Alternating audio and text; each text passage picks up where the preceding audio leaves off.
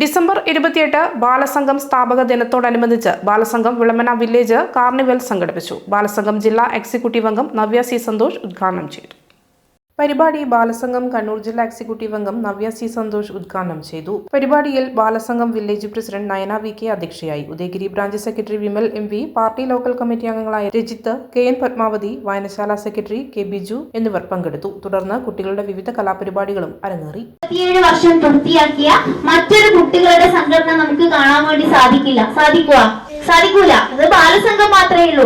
ബാലസംഘം 1938 രൂപം കൊണ്ടത് മുതൽ ഇന്ന് 2025 വർഷക്കാലം എത്തി നിൽക്കുന്നത് വരെ ഒരുപാട് കാര്യങ്ങൾ, സാംസ്കാരികപരമായിട്ടുള്ള കാര്യങ്ങളായിക്കോട്ടെ, അല്ലാതെ തന്നെയുള്ള നിരവധി പ്രവർത്തനങ്ങൾ ബാലസംഘത്തിന്റെ ഭാഗമായിട്ട് ദേശാഭിമാനി ബാലസംഘവും പിന്നീട് നമ്മൾ ഇന്ന് കാണുന്ന തരത്തിലേക്കുള്ള ബാലസംഘവുമായിട്ട് നമ്മുടെ സംഘടന മാറിയിട്ടുണ്ട്. അപ്പോ ആ ഒരു കാലഘട്ടം മുതൽ ഈ ഒരു സമയം വരെ ഒരുപാട് മാറ്റങ്ങൾ നമ്മുടെ സംഘടനയിൽ ഉണ്ടായിട്ടുണ്ട്.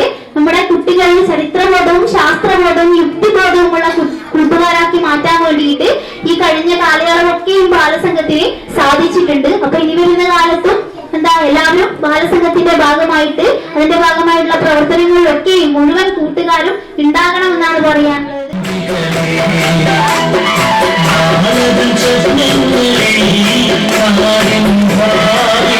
Hallelujah.